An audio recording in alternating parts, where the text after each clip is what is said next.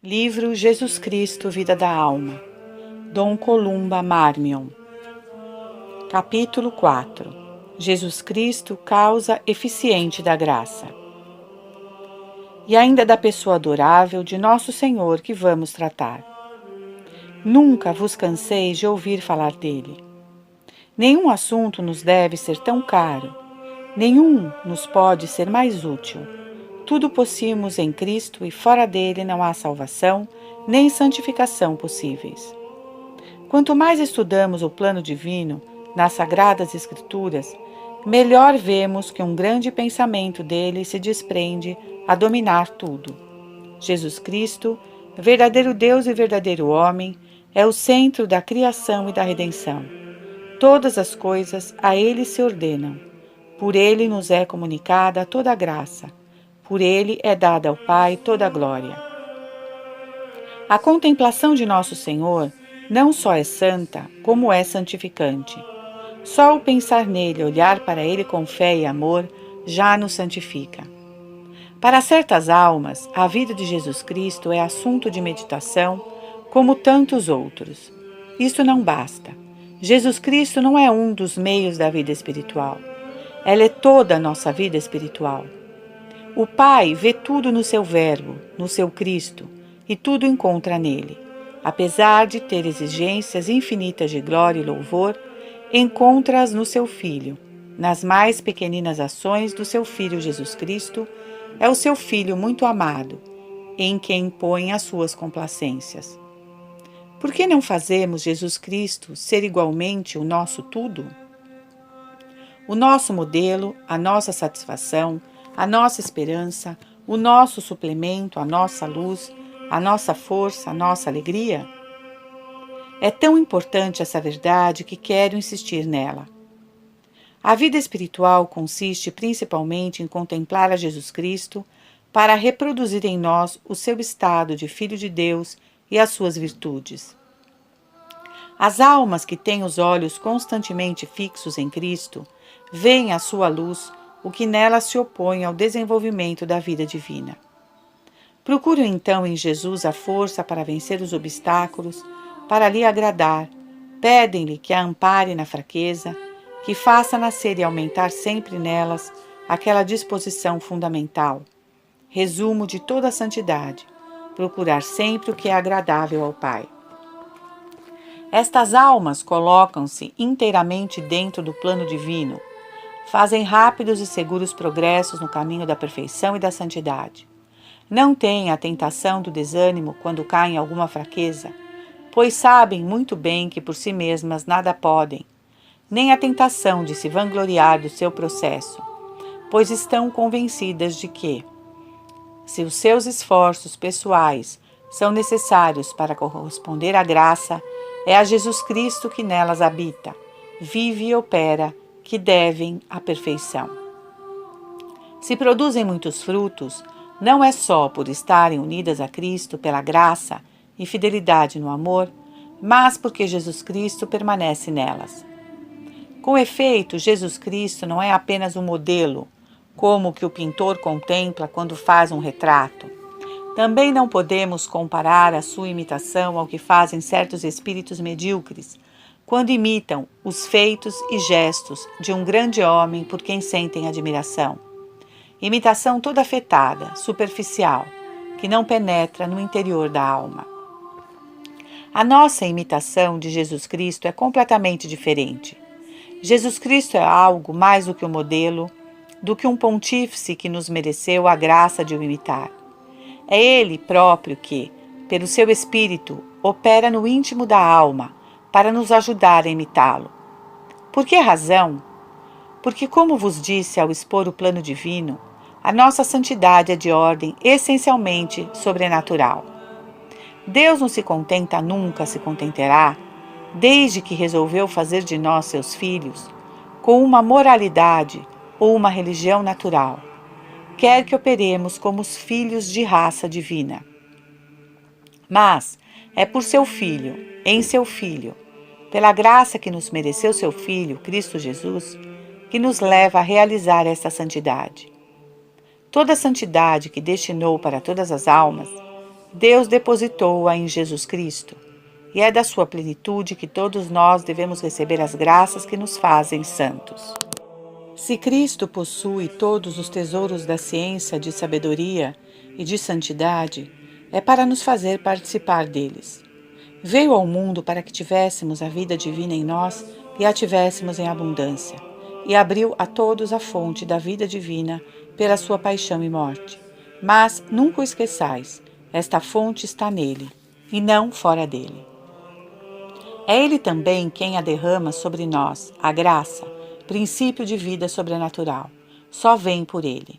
Por isso escreve São João: aquele que está unido ao Filho possui a vida. Aquele que não está unido ao Filho não a possui. Como a humanidade de Jesus Cristo, durante a sua existência terrestre, era, como instrumento do Verbo, fonte de graça e de vida. Contemplemos a Jesus durante a sua vida terrestre. Veremos como ele é a causa eficiente de toda a graça e a fonte da vida. Esta contemplação é salutar, pois nos mostra como podemos esperar tudo de nosso Senhor. Vemos a sua santa humanidade tornar-se um instrumento da divindade para derramar graça e vida em redor de si. Primeiro, a vida e a saúde corporal. Apresenta-se a Jesus um leproso, a pedir-lhe que o cure. Jesus Cristo estende a mão, toca-o e diz: quero ser curado. E logo desaparece a lepra. Trazem-lhe 2 cegos. Jesus toca-lhes nos olhos, dizendo: que vos seja feito segundo a vossa fé. E se abrem os olhos para a luz. Em outro momento, levam-lhe um surdo-mudo, suplicando a Jesus que imponha sobre ele as mãos. Jesus, então, tomando-o à parte, mete-lhe os dedos nos ouvidos, toca-lhe com saliva a língua e, levantando os olhos ao céu, dá um suspiro e diz: abre-te. E no mesmo instante este homem começa a ouvir, a língua se solta e começa a falar corretamente. Vede ainda Jesus junto do túmulo de Lázaro. É com a sua palavra que faz o morto voltar à vida. Em todos esses fatos, vemos a santa humanidade servir de órgão da divindade.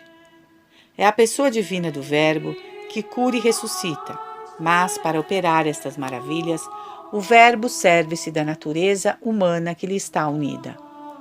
É pela natureza humana que Jesus Cristo fala, são com as suas mãos que toca os doentes. A vida deriva da divindade e pela humanidade atinge os corpos e as almas. Compreendemos assim a palavra do Evangelho que nos diz que a turba procurava tocar em Jesus, porque dele saía a virtude que curava. É por esta forma que Jesus Cristo opera igualmente no domínio sobrenatural da graça. É por uma ação, palavra ou gesto da natureza humana que lhe está unida, que o Verbo perdoa os pecados e justifica os pecadores.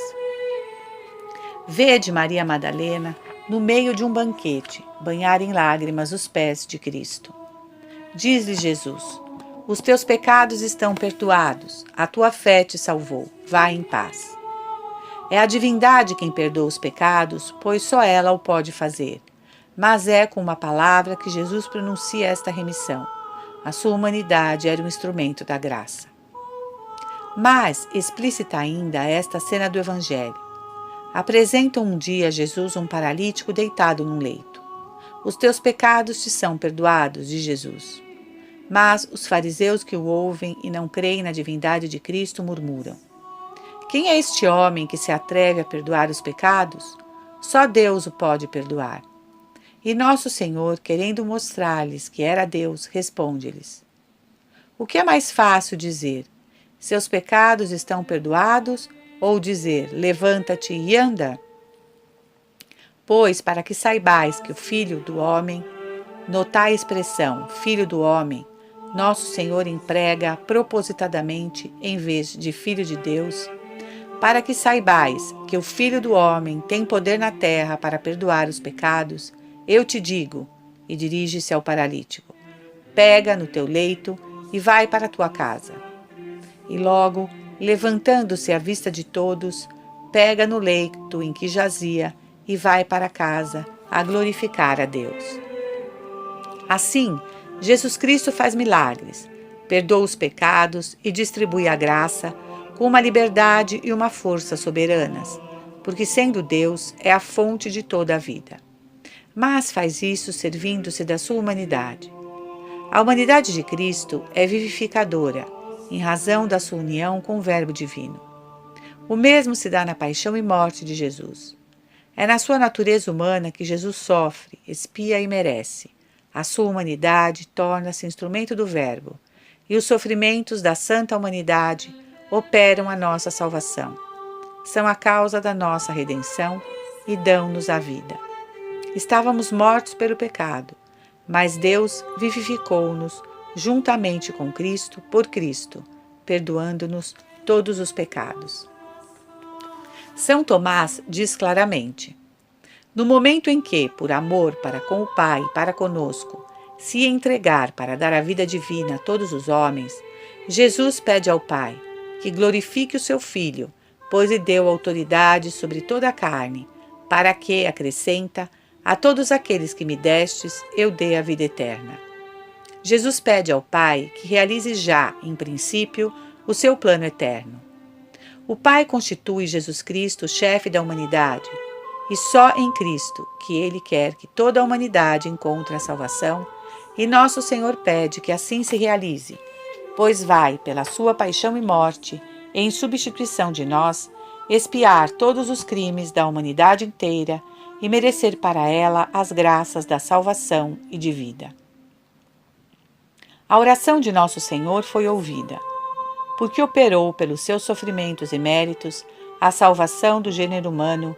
Jesus Cristo foi estabelecido dispensador universal da graça. Aniquilou-se e por isso, no dia da ascensão, o Pai exaltou e deu-lhe um nome que está acima de todo nome.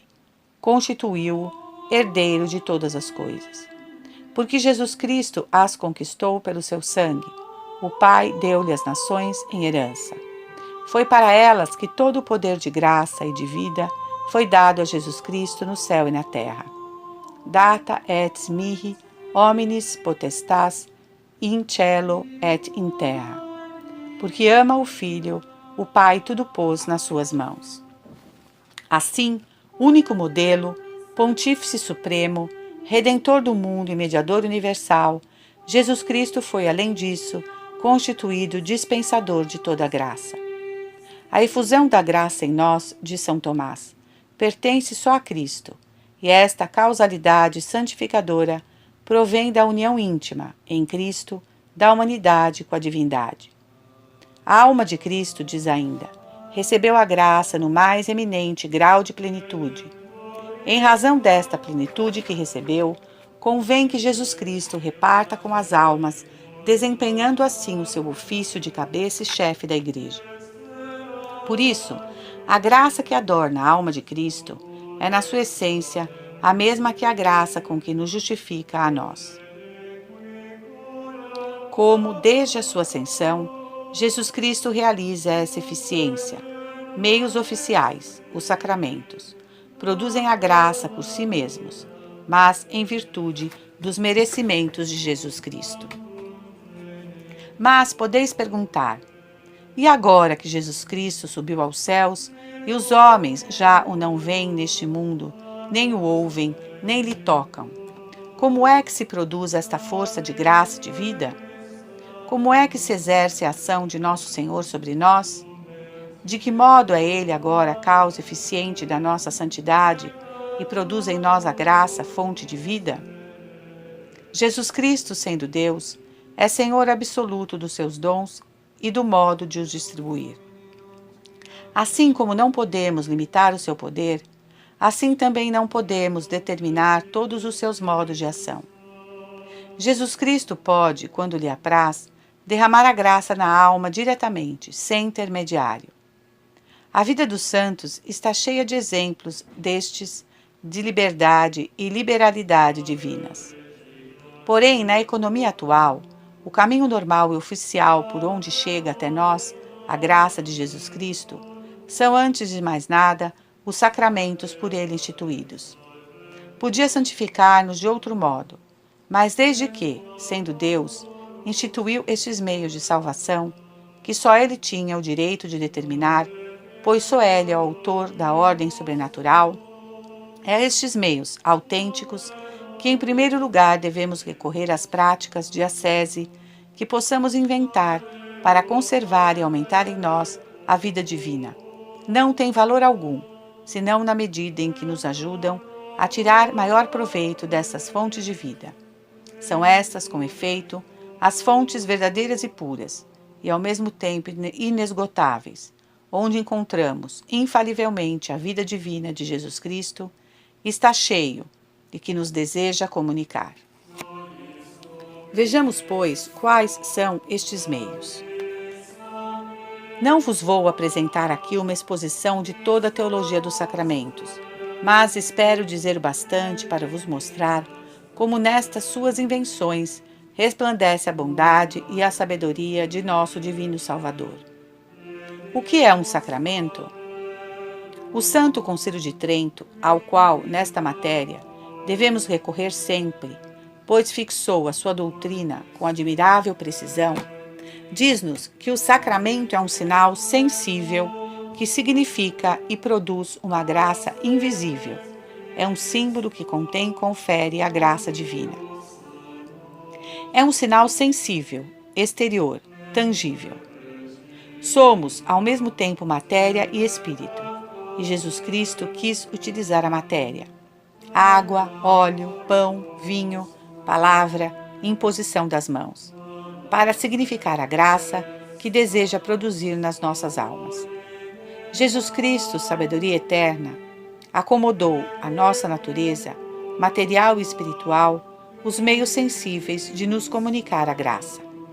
Digo comunicar, pois os sinais não servem apenas para significar e simbolizar a graça, contêm-na e conferem-na, por vontade e instituição de Jesus Cristo, a quem o Pai deu todo o poder, e que com o Pai e o Espírito Santo é Deus. Esses sinais são eficazes, produzem realmente a graça. O efeito dos sacramentos é a graça operada no íntimo da alma. Ouçamos o nosso Divino Salvador. Ensina-nos que a água do batismo purifica as nossas faltas, faz-nos nascer para a vida da graça, nos torna filhos e herdeiros do seu reino. Ensina-nos que a palavra do seu ministro, que nos absolve, apaga os nossos pecados. Os pecados serão perdoados àqueles a quem os perdoardes. Diz-nos que debaixo das aparências do pão e do vinho estão realmente contidos o seu corpo e o seu sangue, que devemos comer e beber para termos a vida. Declara-nos, relativamente ao matrimônio, que o homem não pode separar aquele que Deus uniu. A tradição, eco dos ensinamentos de Jesus, repete-nos que a imposição das mãos confere àqueles que o recebem o Espírito Santo e os seus dons. Um dos caracteres pelos quais se vê a condescendência do nosso Divino Salvador na instituição dos sacramentos é que esses sinais que contêm a graça a produzem por si mesmos, ex opere operato. A graça é conferida pelo próprio ato sacramental, pela execução dos símbolos e ritos e sua aplicação regular à alma, isto independentemente, não da intenção, mas do valor pessoal daquele que administra o sacramento. A dignidade de um ministro, herege ou sacrílego, não pode impedir o efeito do sacramento, uma vez que este ministro se conforma com a intenção da Igreja e se propõe a executar o que faz a Igreja em casos destes. O batismo, conferido por um ministro herege, é válido. E por quê? Porque Jesus Cristo, homem-Deus, quis pôr a comunicação das graças assim de qualquer consideração do mérito ou virtude daqueles que lhe servem de instrumento. O valor do sacramento não depende da dignidade ou da santidade humanas, deriva da instituição de Cristo. Isso produz na alma fiel uma infinita confiança na eficácia destes socorros divinos. Quer isso dizer que devemos usar destes meios sem nenhuma disposição? Que nos podemos aproximar deles sem a menor preparação? Pelo contrário, Que é preciso, então? Primeiramente, uma disposição geral, que diz respeito à produção mesma da graça. O que recebe os sacramentos não deve pôr obstáculos à sua ação, à sua operação, à sua energia. Non ponenibus obscem. Levantai uma barragem às águas de um rio e elas param. Destruí a barragem, levantai o obstáculo, e as águas, agora livres, precipitam-se imediatamente e invadem a planície. O mesmo se dá com a graça dos sacramentos. Há no sacramento tudo o que é necessário para ele operar, mas é necessário que a graça não encontre obstáculo em nós. Que espécie de obstáculo? Varia de natureza conforme o caráter dos sinais e a graça que eles conferem. Assim, só podemos receber a graça de um sacramento se consentirmos em recebê-la. O adulto a quem é conferido o batismo não pode receber a graça se a sua vontade se opuser à recepção do sacramento. A falta de contrição é um obstáculo à recepção da graça do sacramento da penitência. O pecado mortal constitui um obstáculo que nos impede de receber a graça da Eucaristia. Removei o obstáculo, e a graça desce sobre vós no mesmo instante que vos é conferido o sacramento. Mas devo acrescentar: alargai pela fé, pela confiança e pelo amor a capacidade das vossas almas, e a graça será em vós mais abundante. Pois se a graça dos sacramentos é substancialmente a mesma para todos, ela varia de grau, de intensidade, segundo as disposições de quem a recebe, depois de ter removido o obstáculo. A graça mede-se, não evidentemente na sua entidade, mas na sua fecundidade e extensão de ação pelas disposições da alma. Abramos, portanto, largamente a graça divina às avenidas da nossa alma.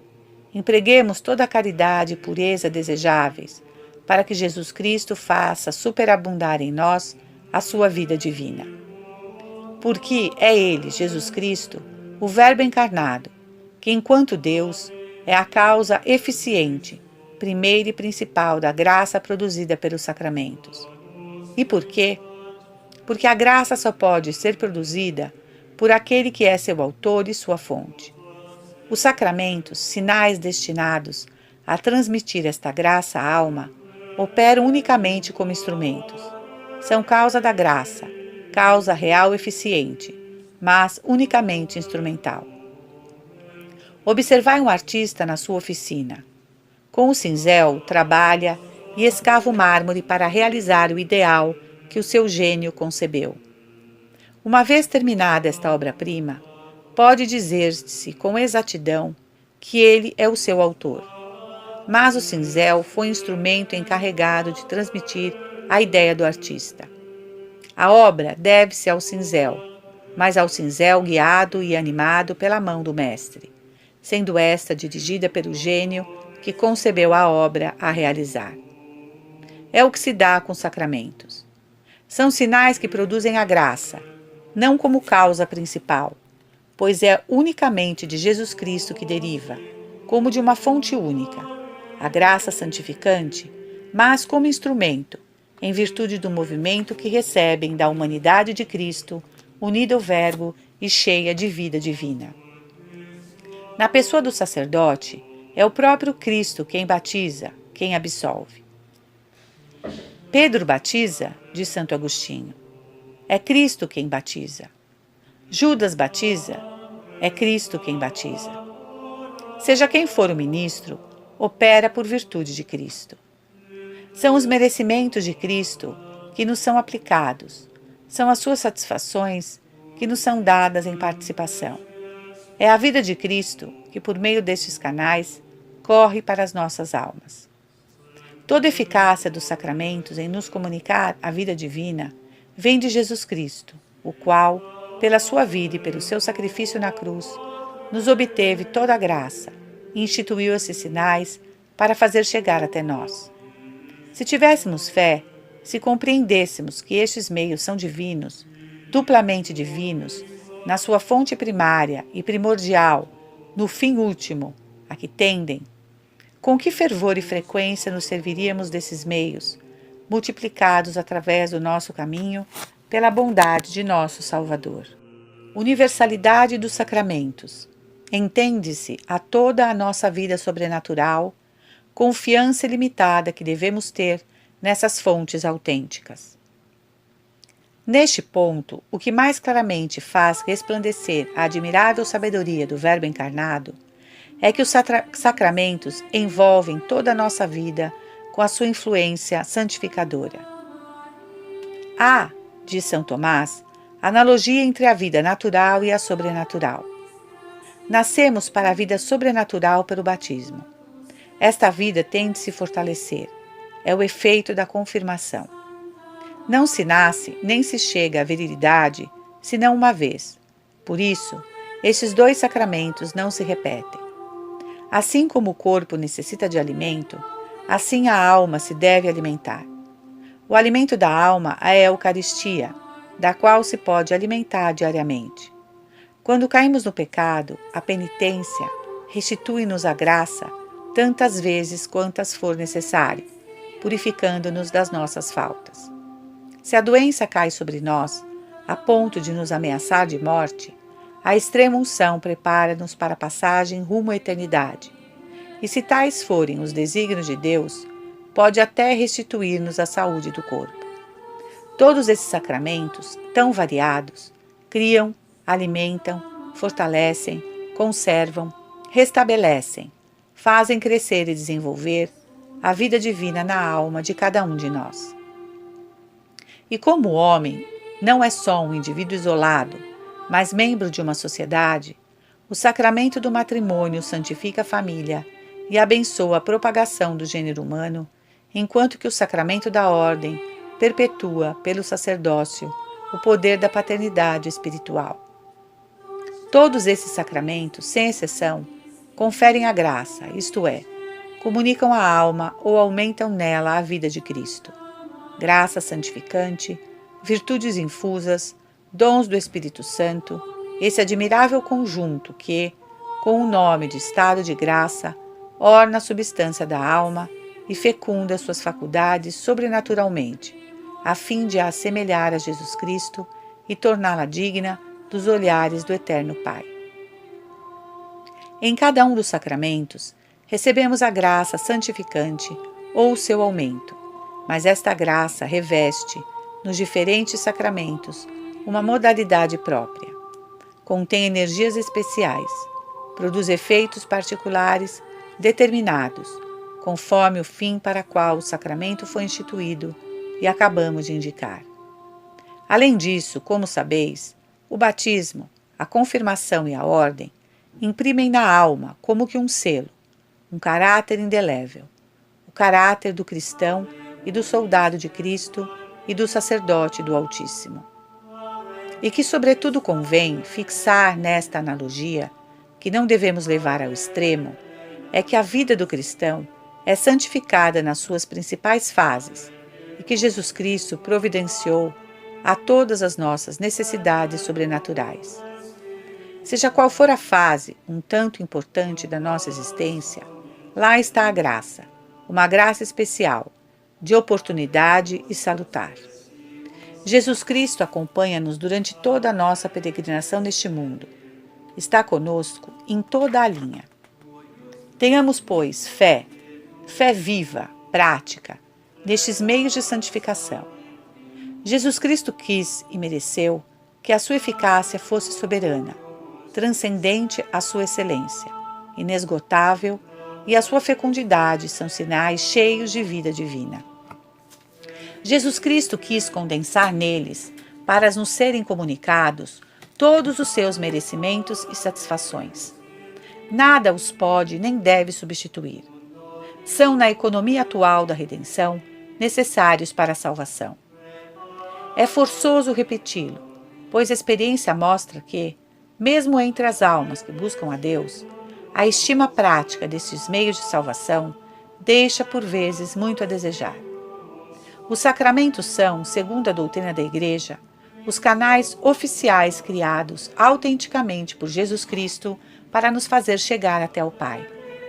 É uma afronta feita a Cristo menosprezar o valor, a riqueza, a fecundidade dos sacramentos. Pelo contrário, utilizar estes tesouros adquiridos pelos seus merecimentos é glorificá-lo. Reconhecemos deste modo que tudo recebemos dele, prestando-lhe assim a mais grata homenagem. Existem almas cuja fé nesses sinais sagrados é muito medíocre e que praticamente se utilizam deles com muita parcimônia, que prestam pouquíssima atenção à graça produzida pelos sacramentos, que se preparam para receber com tibieza, ou recorrem de preferência a meios extraordinários. É certo que, como já vos disse Jesus Cristo, é Senhor absoluto dos seus dons, distribuindo-os como e a quem lhe apraz. Vemos nos santos prodígios da generosidade divina, desde os carismas que ilustraram a vida dos primeiros cristãos, até aos inauditos favores concedidos em nossos dias a tantas almas. Mas Jesus Cristo não prometeu esses dons a pessoa alguma. Não indicou esses meios como caminho normal, nem da salvação, nem sequer da santidade. Ao passo que instituiu os sacramentos, com as suas energias particulares e virtude eficaz. E é assim que, na sua harmoniosa variedade, constitui um conjunto de meios de salvação sobremaneira seguros. Neste ponto, não há ilusão possível, e sabemos muito bem quão perigosas são as ilusões do demônio em matéria de piedade e de santidade. Deus quer a nossa santificação. E Jesus Cristo repete: sede perfeitos, como vosso Pai Celeste é perfeito. Nessas palavras, não se trata simplesmente de salvação, mas de perfeição, de santidade. Ora, não foi nos meios extraordinários, nos arroubos, nos êxtases, que de uma forma normal nosso Senhor depositou a vida que nos quer comunicar para nos tornar perfeitos, santos, agradáveis ao Pai. Foi sim, acima de tudo, nos sacramentos. Basta que Ele assim o tenha querido para que as nossas almas, ávidas de santidade, se entreguem a esta vontade com inteira fé e confiança. São os sacramentos as verdadeiras fontes de vida e de santificação, fontes suficientes e abundantes. Seria em vão procurar beber em outra parte. Abandonaríamos, segundo a enérgica expressão da Escritura, a fonte das águas vivas, para cavar cisternas esburacadas que não podem reter a água. A nossa atividade espiritual não devia ter outra razão de ser, outro fim, senão tornar-nos aptos para beber, cada vez com mais abundância, com mais fé e pureza, nestas fontes divinas, fazer desenvolver com mais facilidade e liberdade, com mais força e vigor, a graça própria de cada sacramento. Ó, vinde com alegria aurir as águas destas fontes de salvação. Bebei dessas águas salutares e aumentai, pelo arrependimento, pela humildade, pela confiança e, sobretudo, pelo amor, a capacidade das vossas almas, para que a ação do sacramento se torne mais profunda, mais vasta e mais durável.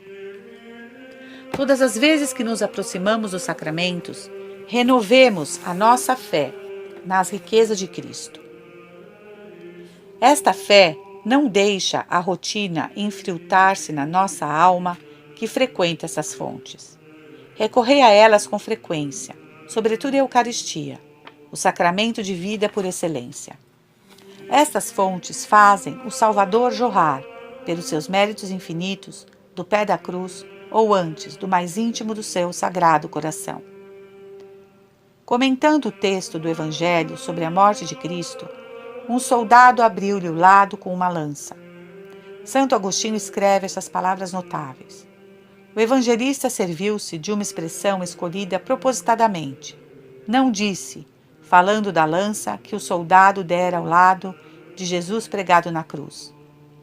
Bateu, feriu ou coisa semelhante, mas sim abriu, para nos ensinar que assim se nos abria a porta da vida, de onde brotaram os sacramentos, sem os quais não se pode entrar na verdadeira vida. Todas essas fontes jorraram da cruz, do amor de Cristo. Todas elas nos aplicam os frutos da morte do Salvador pela virtude do sangue de Jesus. Portanto, se queremos viver como cristãos, se procuramos a perfeição, se aspiramos à santidade, recorramos aos sacramentos com alegria, pois são fontes de vida neste mundo, de glória no outro. Se alguém tem sede, venha a mim e beba. Quem beber da água que eu lhe der, nunca mais terá sede. Mas a água que eu lhe der se tornará nele fonte de água que jorra para a vida eterna. Vinde, queridos, parece dizer-nos o Salvador. Vinde saciar-vos. Vinde beber nessas fontes em que, sob o véu da fé, vos comunico, neste mundo, a minha própria vida, até ao dia em que, tendo desaparecido todos os símbolos, eu próprio vos inebriarei com a torrente da minha felicidade, na eterna claridade da minha luz.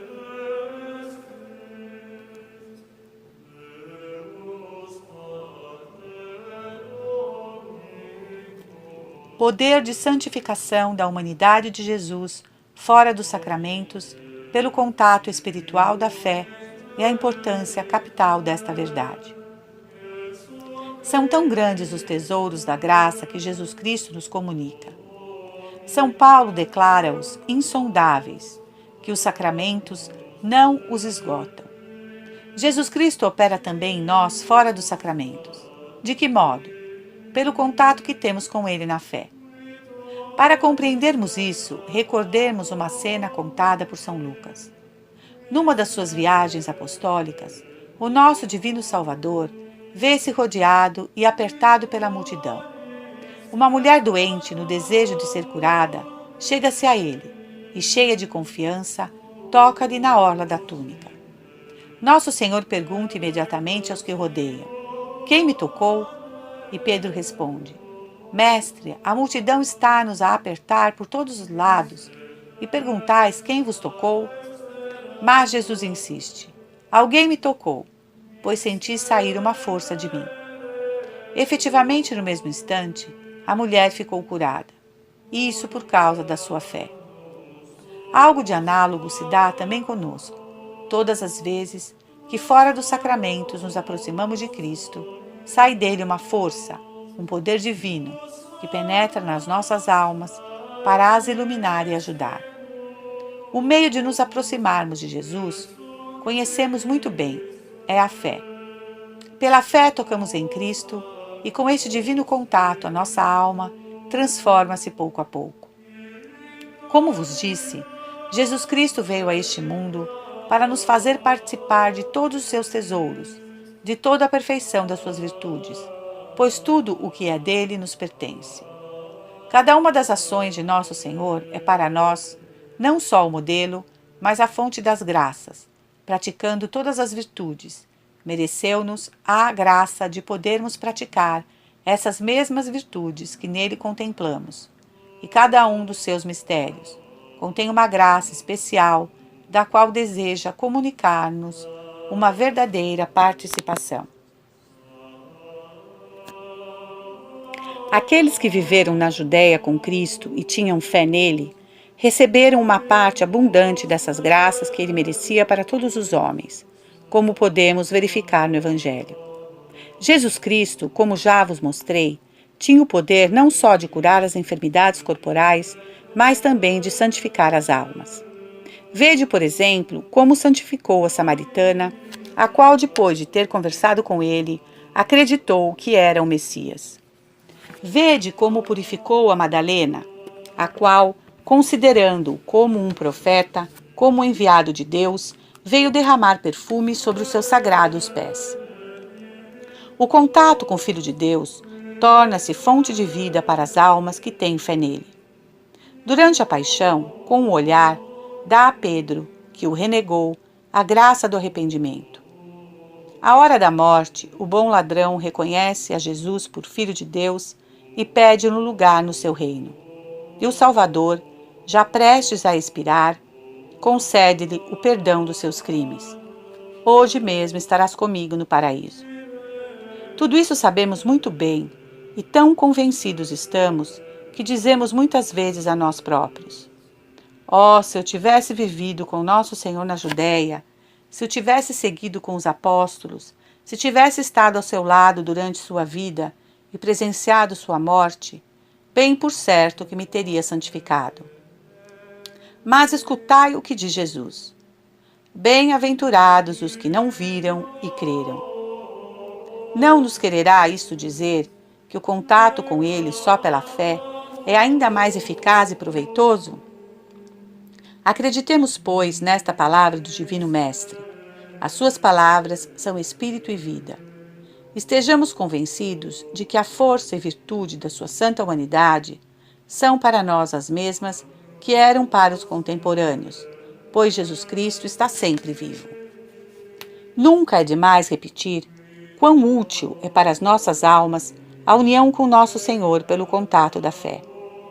Sabeis como os israelitas, na sua peregrinação através do deserto, murmuraram contra Moisés.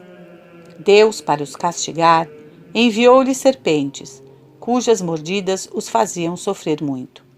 Depois, comovido pelo seu arrependimento, Deus ordenou a Moisés que levantasse uma serpente de bronze, bastando aos filhos de Israel olhar para ela, para logo ficarem curados de suas feridas.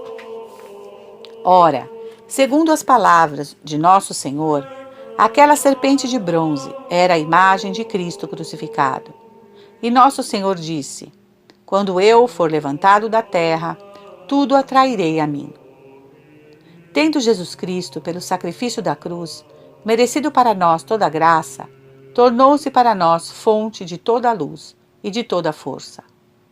E é por isso que o olhar humilde e amoroso da alma para a santa humanidade de Jesus é tão fecundo e eficaz.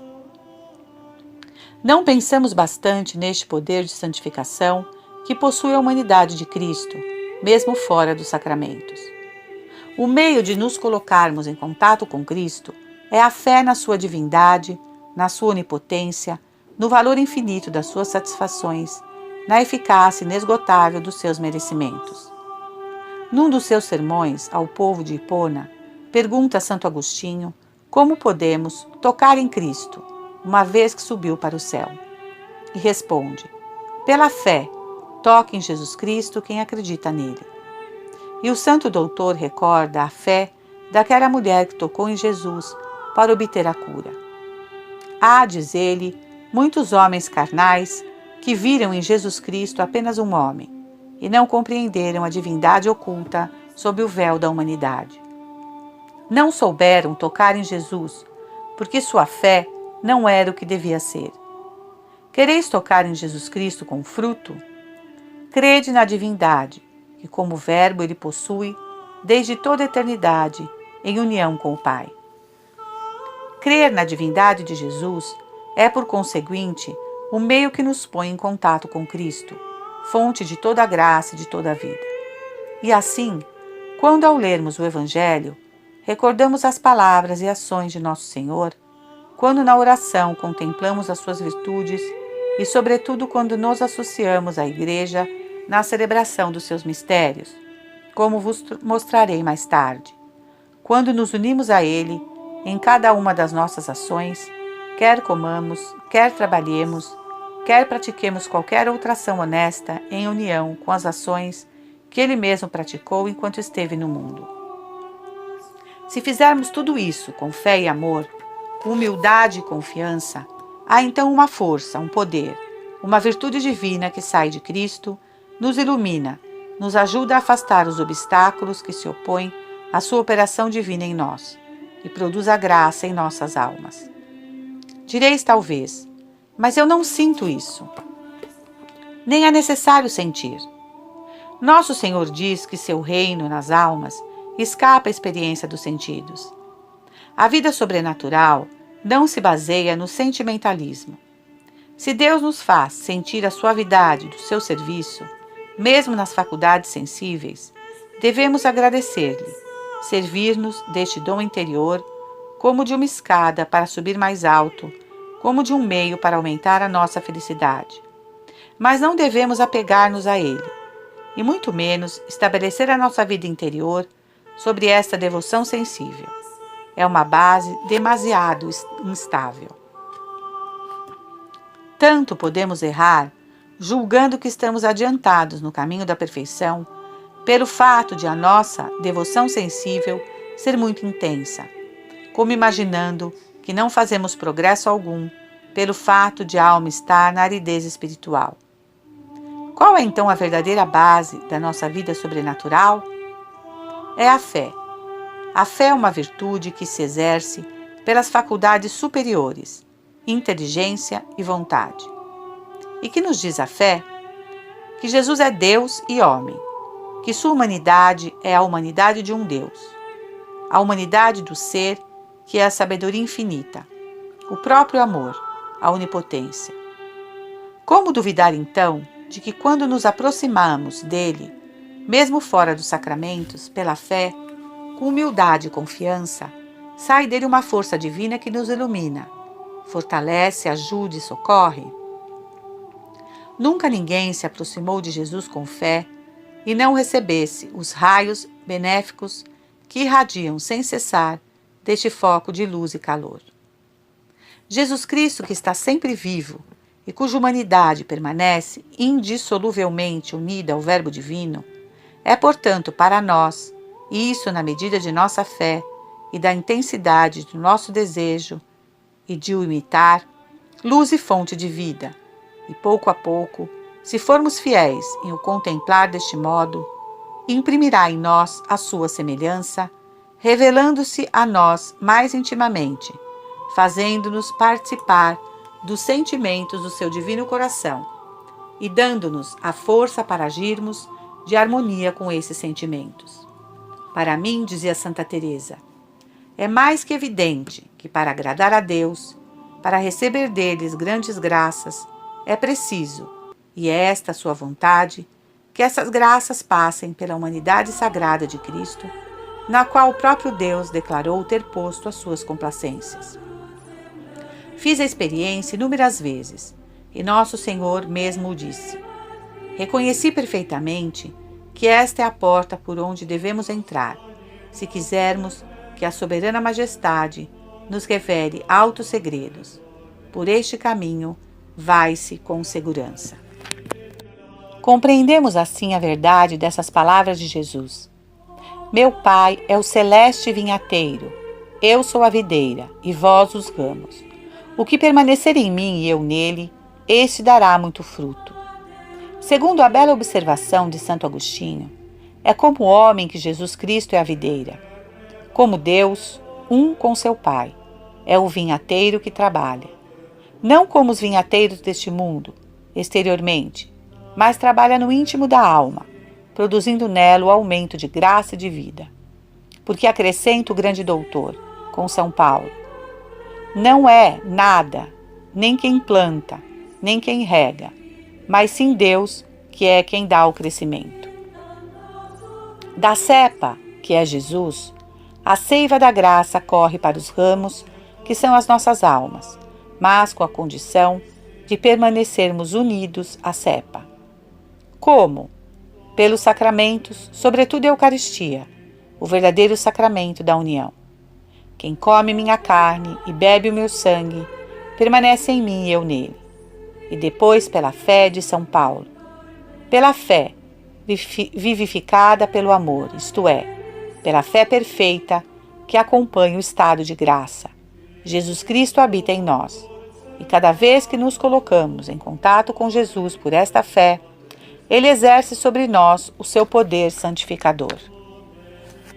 Mas para isso é preciso afastarmos todos os obstáculos à sua ação.